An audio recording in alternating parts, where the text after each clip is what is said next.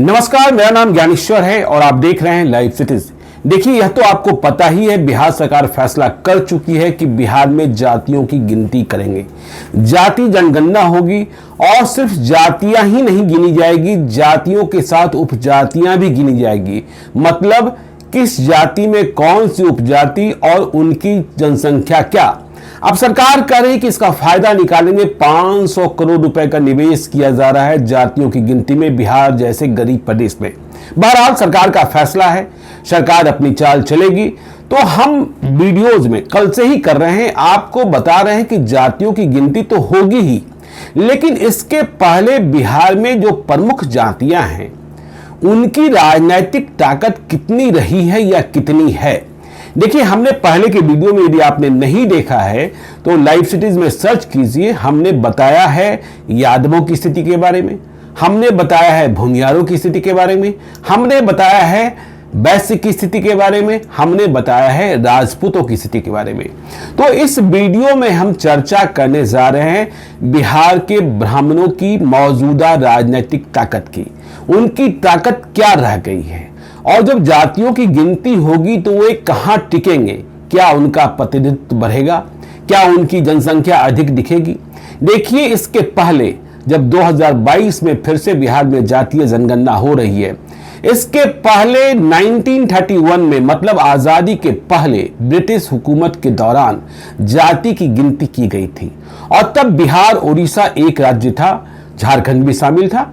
तब जो जनगणना हुई थी जातियों की, तब जो रिजल्ट आए थे, नतीजे आए थे, उसमें यह दिखा था कि बिहार में यादव सबसे बड़ी जाति और यादवों के बाद 1931 में ब्राह्मणों की संख्या सबसे अधिक थी। आप कह सकते हैं ओडिशा शामिल था इसलिए ब्राह्मण अधिक दिखे होंगे, अब तो कम हैं।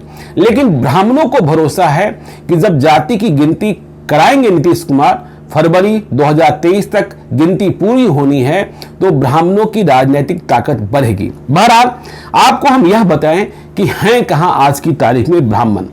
देखिए, यह तो आपको पता है कि बिहार में 4 ब्राह्मण मुख्यमंत्री हुए हैं। देखिए, बिहार की सत्ता में शीर्ष पर रहे हैं ब्राह्मण, लेकिन अब उनकी ताकत इतनी नहीं है। बिहार में जो सामाजिक क्रांति हुई उसके बाद बिहार की सत्ता का समीकरण बदला।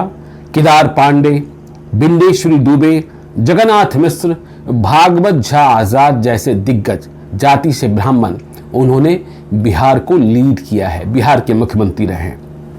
बहरहाल हम जब बिहार विधानसभा का नजारा देखते हैं, सदस्यों की जाति देखते हैं, अब तो हर व्यक्ति की जाति पूछी जाएगी।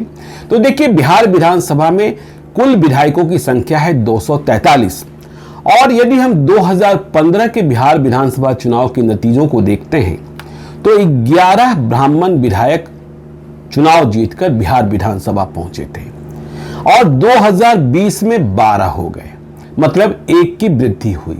अब यदि हम बात करें कि 11 और 12 किस किस पार्टियों के थे, तो देखिए, राजद आपको पता है, अब तो तेजस्वी यादव कह रहे हैं कि हम A to Z की पार्टी होंगे। वैसे आरजेडी की पहचान है कि वह ब्राह्मणों को टिकट देने में कंजूसी करती रही है, इसलिए 2015 में राजद से सिर्फ 1 ब्राह्मण विधायक बने थे। राहुल तिवारी शिवानंद तिवारी के बेटे हैं, भोजपुर जिले से जीतकर आए थे, 2020 में फिर से जीते हैं। बीजेपी के 3 ब्राह्मण विधायक बने थे 2015 में और जेडीयू के 2 बने थे, 2015 की बात कर रहे हैं। कांग्रेस के 4 थे और लोजपा के 1 थे। लोजपा के राजू तिवारी गोविंदगंज से चुनाव जीते थे, राजन तिवारी के भाई 2020 में चुनाव हार गए। अब देखिए, 2015 में 11 ब्राह्मण विधायक, ये 2020 में 12 कैसे हुए। तो 2012 में आरजेडी के 2 ब्राह्मण विधायक चुनाव जीत गए, राहुल तिवारी के साथ साथ सिवान जिले से बच्चा पांडे। बीजेपी के 3 विधायक थे 2015 में, अब 2020 में बढ़कर 5 हो गए।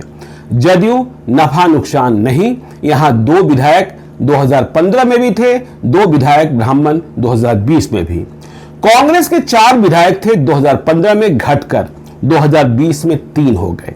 लोजपा 2015 में 1 और 2020 में कोई भी नहीं।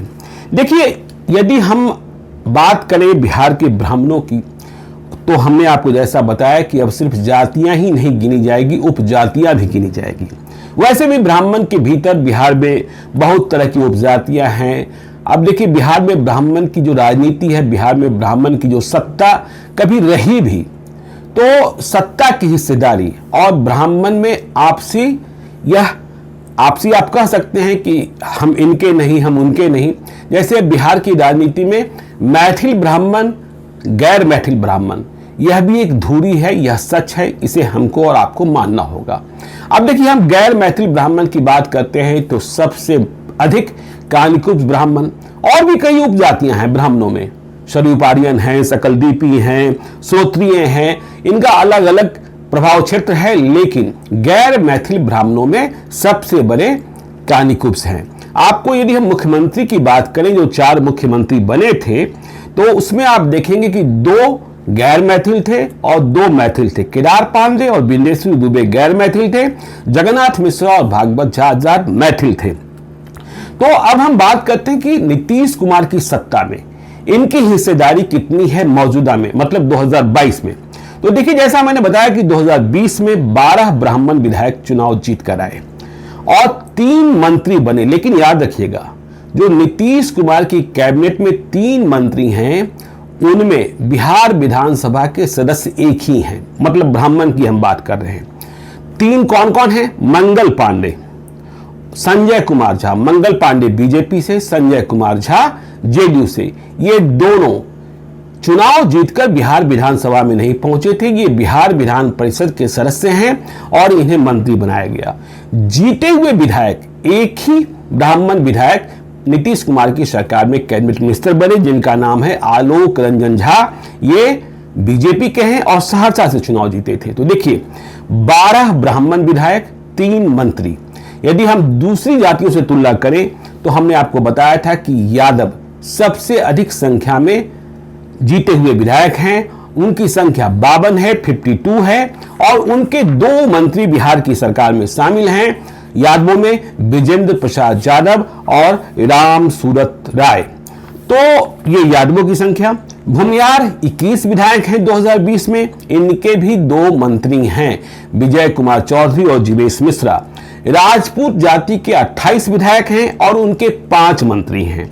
वैश्य बनिया, इनके 24 विधायक हैं और उनके 3 मंत्री हैं। अब देखिए, हम बात कर लेते हैं कि जो 12 विधायक हैं ब्राह्मणों के 2020 में जीते हुए, वे कौन कौन हैं। तो गोविंदगंज से सुनील मणि त्रिपाठी बीजेपी के, बेनीपट्टी से विनोद नारायण झा बीजेपी के, झंझारपुर से नीतीश मिश्रा बीजेपी के, डॉक्टर जगन्नाथ मिश्रा के बेटे हैं, सहरसा से आलोक रंजन झा बीजेपी के, बिहार सरकार में मंत्री भी हैं, बेनीपुर से विनय चौधरी जेडीयू के, केवटी से मुरारी मोहन झा बीजेपी के, कुचाई कोट से अमरिंदर पांडे इलियस पप्पू पांडे जेडीयू के, बाहुबली सतीश पांडे के भाई हैं, बरहरिया से बच्चा पांडे आरजेडी के, महाराजगंज से विजय शंकर दुबे कांग्रेस के बहुत ही सीनियर लीडर हैं, महाराजगंज से चुनाव जीते हैं और ये विधायक हैं, पहले कई बार मंत्री भी रहे हैं, शाहपुर से राहुल तिवारी आरजेडी के, बक्सर से संजय तिवारी कांग्रेस के और करगहर से संतोष मिश्रा कांग्रेस के। तो ब्राह्मणों की मौजूदा स्थिति ये है बिहार विधानसभा में। अब देखिए, जब जातियों की गिनती होगी तो यह स्पष्ट होगा फरवरी 2023 के बाद कि बिहार में कितने ब्राह्मण और ब्राह्मण में कौन ब्राह्मण कितनी संख्या में हैं। तो जातिगत जनगणना पर बहस शुरू हो गई है और अब गिनती शुरू होनी है। कई सवाल भी उठ रहे हैं, इन तमाम सवालों से हम आपके साथ जुड़े रहेंगे। आप देखते रहिए लाइव सीरीज को। यदि अब तक आपने हमारी यूट्यूब चैनल लाइव सीरीज को सब्सक्राइब नहीं किया है तो जरूर कर लीजिएगा, और यदि इस वीडियो को आप फेसबुक पेज के माध्यम से देखें तो पेज को लाइक कीजिएगा, ट्विटर पर भी हमें फॉलो कीजिए। धन्यवाद।